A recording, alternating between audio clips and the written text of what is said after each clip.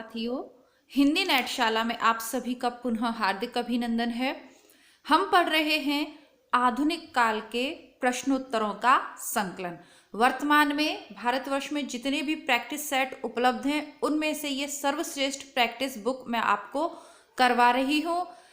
प्रत्येक प्रश्न किस परीक्षा में पूछा गया है इसकी प्रामाणिकता के साथ इसमें दिया गया है। हालांकि यहाँ पर एक परीक्षा का उल्लेख है, लेकिन यही प्रश्न बारंबार भारतवर्ष की विभिन्न परीक्षाओं में रिपीट होते रहते हैं। आप चाहे असिस्टेंट प्रोफेसर की तैयारी कर रहे हो, सेकंड ग्रेड की कर रहे हो, फर्स्ट ग्रेड की कर रहे हो या नेट जेआरएफ की कर रहे हो, सभी के प्रश्नों का संकलन इसमें किया गया है। साथ ही साथ भारतवर्ष के समस्त राज्यों की परीक्षाओं का संकलन इसमें किया गया है। तो हम हमारे 71वें नंबर के प्रश्न से आज की कक्षा का प्रारंभ करेंगे, जो कि एक कथन है। मैथिली शरण गुप्त के विषय में किसने ये कहा है कि वे धर्म में विशिष्टाद्वैतवादी, विचारों में गांधीवादी और साहित्य में अभिधावादी हैं? तो ये डॉक्टर बच्चन सिंह ने कहा है। यूपीपीएससी जीआईसी 2021 में इसको पूछा गया था। उत्तर प्रदेश वाले जो विद्यार्थी हैं, यदि इस वीडियो को देख रहे हैं तो एक छोटा सा सुझाव आपके लिए मैं अवश्य दूंगी। क्यों?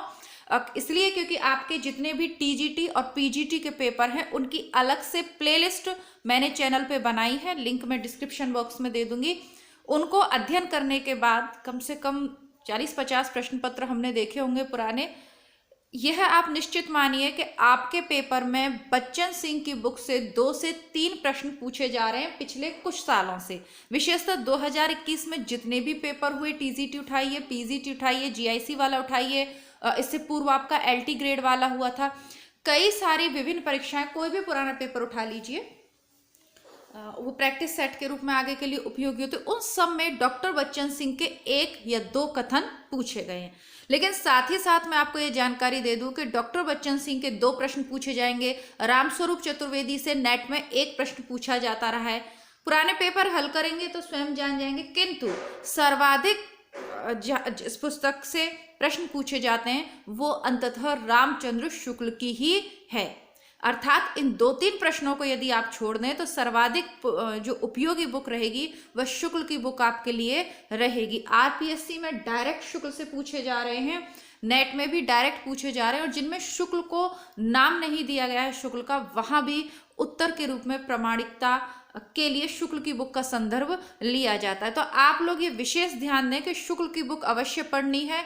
कुछ पुराने पेपर में कौन से पूछे गए, इन सभी तथ्यों का संकलन करके प्लेलिस्ट में मैंने पूरी बुक आपके लिए दी है, तो आप प्लेलिस्ट चेक करें। बाकी डिस्क्रिप्शन बॉक्स में मैं लिंक भी दे दूंगी, ठीक है? तो आप शुक्ल की बुक को पढ़े बिना पेपर देने न जाएं यदि आप सफलता चाहते हैं तो, ठीक है? मैथिली शरण गुप्त को हिंदी साहित्य जगत में दद्दा नाम से संबोधित किया जाता था। उनकी कृति भारत भारती 1912 के बाद महात्मा गांधी ने उन्हें राष्ट्र कवि की उपाधि दी। गुप्त ने 12 वर्ष की अवस्था में ब्रज भाषा में कनकलता नाम से कविता रचना का आरंभ किया। तो इनकी जो भारत भारती है वो हमारा इसी चैनल का जो किताबों वाला भाग है, हिंदी बुकशाला, आप सर्च करेंगे हिंदी बुकशाला आपको मिल जाएगा, अन्यथा मैं उसका लिंक भी डिस्क्रिप्शन बॉक्स में दे दूंगी, वहां आपको भारत भारती शीघ्र ही उपलब्ध में करवा दूंगी। कृषक क्रंदन इनमें से किसकी काव्य कृति है? तो कृषक क्रंदन गया प्रसाद शुक्ल स्नेही की काव्य कृति है, और इन्हें गांधीवादी, ये भी गांधीवादी विचारों से जो है प्रभावित हैं, द्विवेदी युग के ही हैं। इनकी काव्य कृतियां कौन कौन सी हैं? प्रेम पचीसी, कुसुमांजलि, राष्ट्रीय वीणा, त्रिशूल तरंग, करुणा कादम्बिनी। सर्वाधिक जो इनकी प्रसिद्ध है वो 2 हैं, एक तो है कृषक क्रंदन और दूसरी है प्रेम पचीसी। अब बाकी के 3 लेखकों की देख लेते हैं। राम नरेश त्रिपाठी की है मिलन, पथिक, मानसी, स्वप्न और कविता कौमुदी। इनकी ये सभी पूछी जाती हैं बारंबार। मिलन 1918, पथिक 1920, स्वप्न 1929, मानसी मैंने इसलिए छोड़ा, मानसी कम पूछी जाती है, और कविता कौमुदी। मैथिली शरण गुप्त की देखेंगे, रंग में भंग 1909, जयद्रथ वध 1910, भारत भारती 1912, किसान 1917, विकट भट्ट 1929, साकेत 1931, 1932 में यशोधरा, द्वापर 36, जय भारत 52 और विष्णुप्रिया 57। कल हिंदी बुकशाला पर मैं हिंदी बुकशाला पर आपको सरल और संक्षिप्त इतिहास हिंदी साहित्य का पढ़ा रही थी। तब शायद आरती जी ने, जहाँ तक मुझे नाम है, ये कमेंट किया था कि मैम प्रश्न उत्तर के फॉर्म में आप हमें इन अन्य गद्य विधाओं को पढ़ाएं ताकि जल्दी याद होते हैं उस फॉर्म में। तो धीरे धीरे वही प्रयास है। आधुनिक काल मैं आपको इस पे करवा रही हूँ और इसके पूर्व के जो 3 काल हैं वो मैं आपको हिंदी बुकशाला पे करवा रही हूँ। तो नियमित प्रैक्टिस सेट मैं आपके लिए डाल रही हूँ। बस आपको कुछ नहीं करना है, सब कुछ जितना भी आपका आरपीएससी का सिलेबस है, जितना भी आपका यूपी चाहे असिस्टेंट प्रोफेसर का या नेट का है, प्लेलिस्ट में है। बस चेक करते रहिए, जो ना मिले उसके लिए कमेंट कीजिए। आगे बढ़ते हैं। प्रकाशन वर्ष के अनुसार आरोही क्रम में व्यक्त करना है। यूपी टीजीटी 2021 में इसको पूछा गया था। मैंने आपसे बार बार कहा है कि आप पुराने पेपर्स जरूर सॉल्व करें, कोई फर्क नहीं पड़ता कि वो नेट के। अब देखिए ये नेट में पूछे जाते हैं इस तरीके के प्रश्न, लेकिन पूछ लिया तो हमारी सफलता को तो बाधित कर सकता है ना, इसीलिए।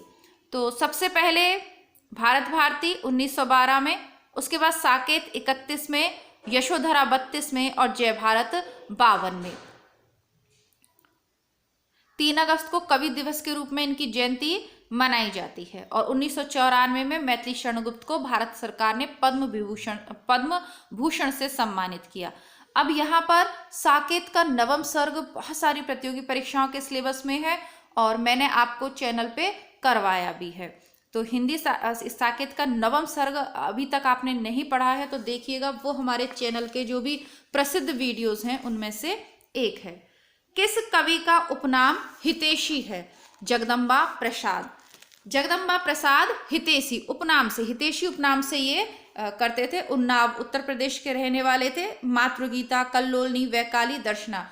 जिस प्रकार संस्कृत के आचार्यों का कर्मभूमि जन्मभूमि कश्मीर रही है, उसी प्रकार हिंदी के प्रमुख कवियों की जन्मभूमि उत्तर प्रदेश रही है। और हम सब इस उत्तम प्रदेश में अभी निवास कर रहे हैं। जो भी विद्यार्थी हैं यहाँ के, ये सौभाग्य की बात है हमारे लिए। और हिंदी का काफी बोलबाला भी यहाँ पर है।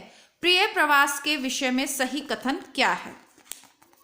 हिंदी के सही ढूंढना है। सबसे पहले तो प्रश्न को ध्यान से पढ़ेंगे, सही ढूंढना है। हिंदी के मात्रिक छंदों का प्रयोग हुआ है, यह गलत है। प्रिय प्रवास खड़ी बोली हिंदी का पहला महाकाव्य, ये अपने आप में ही एक प्रश्न का उत्तर है, ये सही है। इसके छंदों में तुकांतता नहीं है, ये गलत है क्योंकि इसके छंदों में तुकांतता नहीं है, तुकांतता, तो ये सही है। इसमें 27 सर्ग हैं, ये गलत है क्योंकि इसमें 17 सर्ग हैं। तो आइए देख लेते हैं व्याख्या। तो प्रिय प्रवास महाकाव्य के, ये तो सबको पता है, 17 सर्ग हैं। छंद और भाषा के संबंध में हरियोध ने कहा है कि भिन्न तुकांत कविता लिखने के लिए संस्कृत वृत्त बहुत ही उपयुक्त है। कुछ संस्कृत वृत्तों के कारण और अधिकतर मेरी रुचि के कारण इस ग्रंथ की भाषा संस्कृत गर्भित है। ठीक है, तो इसमें की भाषा संस्कृत गर्भित है, यह भी पूछा गया है ऑप्शन में किसी अन्य पेपर में, तो ध्यान से देखिएगा। दिसंबर 20 और जून 21 दोनों में इस प्रश्न को रिपीट किया गया है। नेट के पुराने पेपर दिए, मतलब ये एक साइकिल थी, मतलब सॉरी, दिसंबर 20 और जून 2021 दोनों का पेपर मिलके एक ही बार आयोजित हुआ था इस साइकिल का, तो उसमें ये पूछा गया था। नेट के पुराने पेपर भी मैं आपको शीघ्र ही करवाऊंगी, तो वो भी आप लोग देखिएगा। जन्म काल के अनुसार निम्नलिखित कवियों का सही क्रम क्या है? तो देख लेते हैं, ये आपको याद करना पड़ेगा। श्रीधर पाठक 1858, हरियोध 1865, गया प्रसाद शुक्ल स्नेही 83, रामनरेश त्रिपाठी 89। तो ये याद करना पड़ेगा। अब साकेत के नवम सर्ग की ही एक प्रमुख पंक्तियां हैं जो पूछी हैं नेट में, देखते हैं। हम राज्य लिए मरते हैं, सच्चा राज्य परंतु हमारी कृषक ही करते हैं। तो उर्मिला कह रही है ये।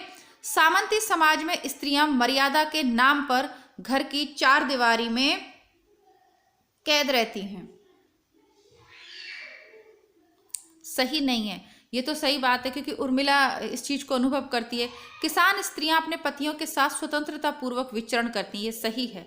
किसान राज समाज से अधिक सुखी हैं, वो तो लिख ही रहा है। सच्चा राज्य हमारे कृषक, राज्य सुख भाग्यशाली लोगों को मिलता है। नहीं, उर्मिला तो ऐसा नहीं सोच पा रही। वो सोचती है अगर मेरे पति कृषक होते तो मैं आराम से कृषक स्त्रियों की तरह अपने पति के साथ साथ घूमती और साथ साथ हम काम करते। तो डी ऑप्शन इसका गलत है। आज रात इससे परदेसी चल कीजिए विश्राम यहीं, जो कुछ वस्तु कुटी में मेरे ग्रहण संकोच नहीं। प्रस्तुत काव्य पंक्तियों के रचनाकार हैं श्रीधर पाठक। 1886 ईस्वी में श्रीधर पाठक द्वारा गोल्ड स्मिथ की रचना हरमिट की खड़ी बोली हिंदी में अनुवाद एकांतवासी योगी के नाम से किया गया। यह पंक्तियां इसी रचना से अवतरित की गई हैं। शेष, ठीक है, तो ये एकांतवासी योगी जब कहीं चलेगा तो उसको कोई ऑफर करेगा रुकने के लिए, तो वो क्या कहेगा, आज रात इससे परदेसी चल कीजिए विश्राम यहीं, जो कुछ वस्तु कुटी में मेरे ग्रहण संकोच नहीं। निम्न में से कौन सी रचना, अब मेरे ग्रहण संकोच नहीं, थोड़ा सा व्याकरणिक दृष्टि से तो थोड़ा सा अशुद्ध है, बट ठीक है, चलता है, आगे देखते हैं। प्रारंभिक खड़ी बोली की ये रचनाएं हैं। निम्न में से कौन सी रचना रत्नाकर की नहीं है? उद्धव शतक, सुंदरी तिलक, रत्नाष्टक, समालोचना, दर्शन। तो ये जो सुंदरी शतक है, ये सुंदरी तिलक है, ये रत्नाकर की नहीं है। उद्धव शतक, गंगावतरण, ये तो जगन्नाथ दास रत्नाकर की प्रसिद्ध हैं। रत्नाष्टक भी याद कर लीजिए, और समालोचना दर्श भी इनका ग्रंथ है, ये भी आप याद कर लीजिएगा। थोड़ा सा इसमें काव्य के नियम वगैरह भी बताए गए हैं। सुंदरी तिलक इनकी रचना नहीं है, ये घनानंद की कविताओं का संकलन है, जिसे भारतेंदु हरिश्चंद्र ने संकलित किया है। जगन्नाथ दास रत्नाकर द्विवेदी काल के रचनाकार हैं। इनका जन्म सन 1866 में हुआ। गंगावतरण 27, उद्धव शतक 29, हिंडोला 94, वीराष्टक आदि रत्नाकर जी की काव्य कृतियां हैं। पथिक किसका काव्य संग्रह है? तो पथिक रामनरेश त्रिपाठी का बहुत ही प्रसिद्ध काव्य संग्रह है। पथिक का रचना काल है 1920। मिलन 1918 पहला है इनका पथिक। राम नरेश त्रिपाठी, राम जी से मिलन हुआ 1918 में, किसका? पथिक का। 1920। फिर मानसी 1927, उनके मन में एक स्वप्न आया 1929 में। स्वप्न हेतु इन्हें हिंदुस्तानी अकादमी पुरस्कार मिला। अयोध्या सिंह उपाध्याय का ग्रंथ प्रिय प्रवास किस भाषा में लिखा गया? तो ये लिखा गया है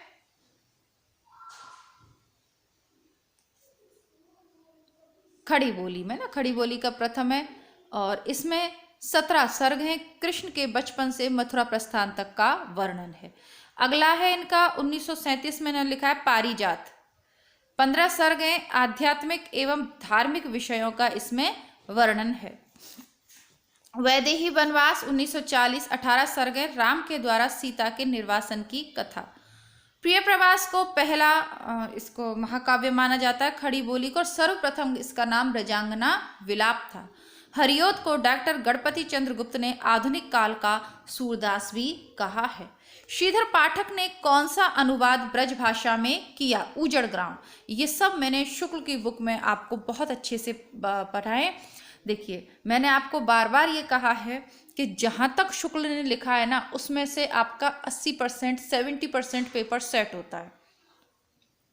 एकांतवासी योगी 1866 में गोल्ड स्मिथ की रचना हरमिट का खड़ी बोली में अनुवाद किया। उजड़ गांव इनके डेजर्टेड विलेज का ब्रजभाषा में अनुवाद है।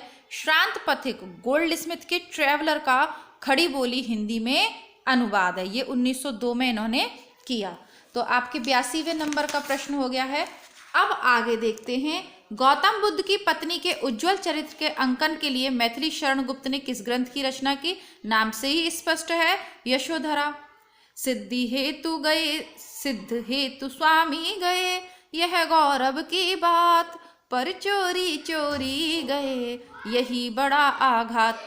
और इसकी एक अन्य पंक्तियां भी हैं, सखी वो मुझसे कह कर जाते। यह कहते हुए यशोधरा अपना जो है कहें रोष जो है वो व्यक्त करती है।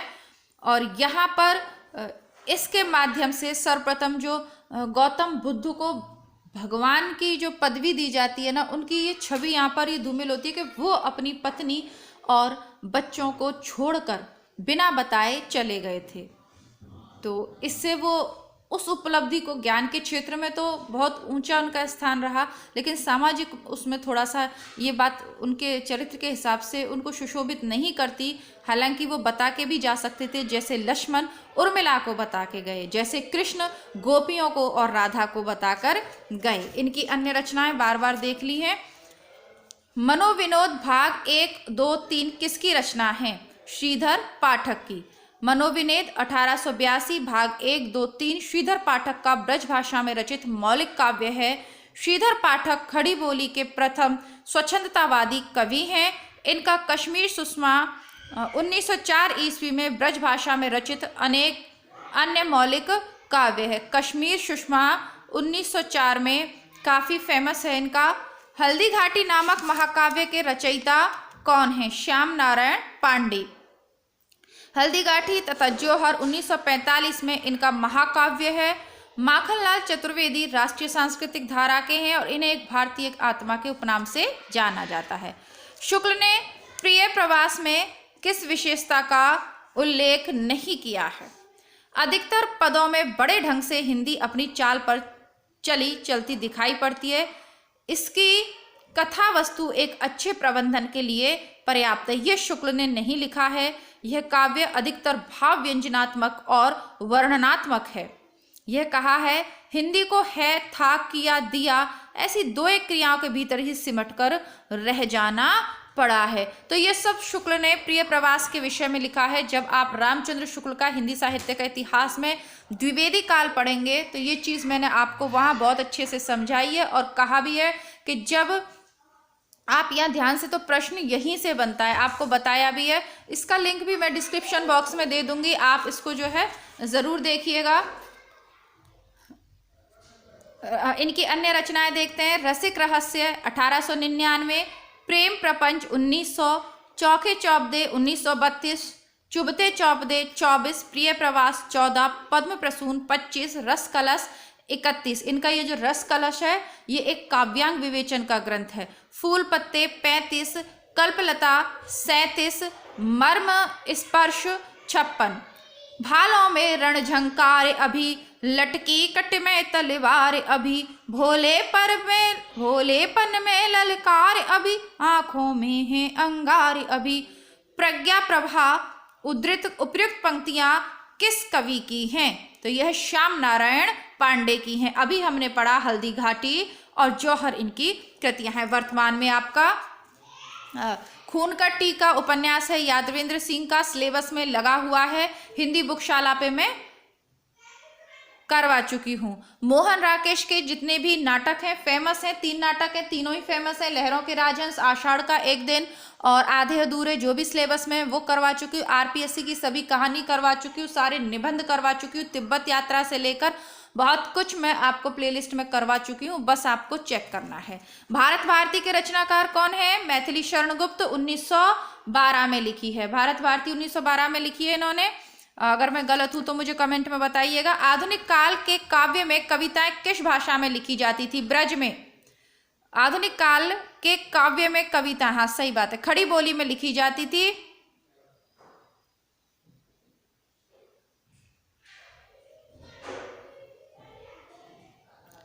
आधुनिक काल के काव्य में कविताएं किस भाषा में लिखी जाती थी? देखिए ये प्रश्न थोड़ा सा कंफ्यूजिंग है क्योंकि आधुनिक काल का प्रारंभ, इसमें आधुनिक काल तो पूरा ही है। यहाँ भारतेंदु काल पूछते तो ब्रज भाषा आता और द्विवेदी युग के बाद खड़ी बोली में लिखी गई हैं। प्रिय प्रवास का वर्ण विषय क्या है? कृष्ण का मथुरा प्रवास, ये भी हमने पढ़ा, पुनः देख लेते हैं। प्रिय प्रवास को खड़ी बोली का प्रथम महाकाव्य माना जाता है। 17 सर्ग हैं। इसका वर्ण विषय कृष्ण के बचपन से लेकर मथुरा प्रस्थान तक का है। प्रिय प्रवास अयोध्या सिंह उपाध्याय हरिऔध की कृति है। ठीक है, तो आपसे इतने ही प्रश्न करेंगे। आपसे हिंदी बुकशाला पर मैं मिलती हूँ। हिंदी साहित्य के सरल इतिहास और अन्य रचनाओं के साथ। तब तक के लिए नमस्कार, धन्यवाद। अपने मित्रों तक अधिक से अधिक इसे शेयर करें, भले ही किसी भी राज्य से आप किसी भी परीक्षा की तैयारी करते हो। नमस्कार, धन्यवाद, जय हिंद।